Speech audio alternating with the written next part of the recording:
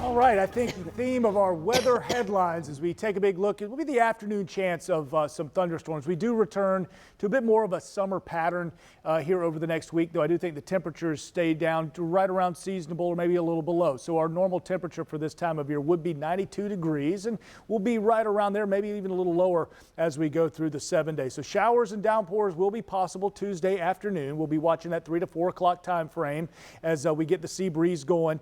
Daily afternoon rain chances throughout the 7 day that you're going to notice here upcoming as well, with a pretty typical August pattern coming up. I don't think too many complaints about temperatures, though, at least not through the next 7 day forecast. So getting to it with your radar picture, we do have a flood watch in place well west. A lot of that moisture kind of coming out of the Gulf, holding its act together for our friends kind of the I-75 corridor.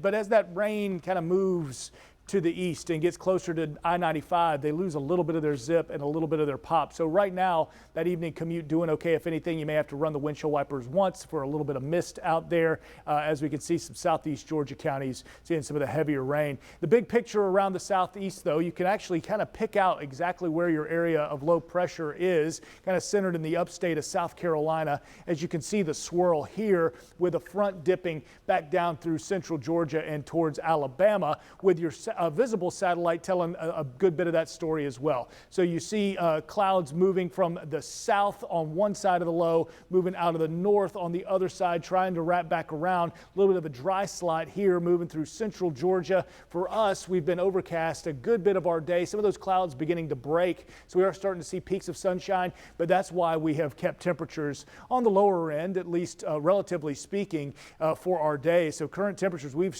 been in those low mid 80s throughout our afternoon. 84 degrees Jacksonville and NES Jacks right now. Brunswick still has been our warm spot, hitting 90 earlier, but has been back down to those upper 80s. So temperature-wise, doing much better than, say, weeks past where we were up in those mid and upper 90s. We'll just hit 90 for Tuesday. Pockets of rain early afternoon. So we'll watch that 2-3 o'clock time frame. Still seeing the southwest winds for a Tuesday, meaning that's bringing that extra moisture from the Gulf, where Gulf meets Atlantic sea breeze. That 2-3 o'clock time frame is when we can start to see some showers filling in there in and around I-95, though more isolated to widely scattered in nature. So not everybody getting rain tomorrow. Certainly going to be pockets of folks who do not see the rain.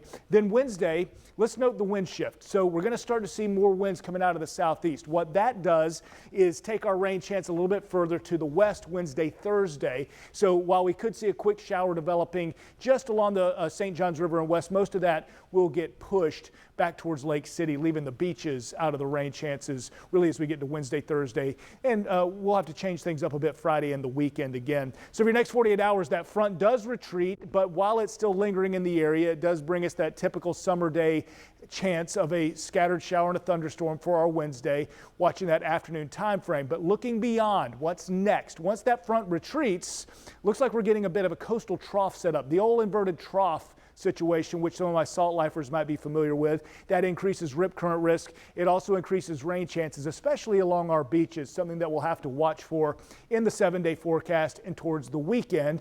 Weekend's still a long ways out. We still need to watch some modeling. We need to see if that trough truly does develop just offshore, and should it, we'd bump up those rain chances for the weekend. But notice, pretty typical summer stuff each afternoon.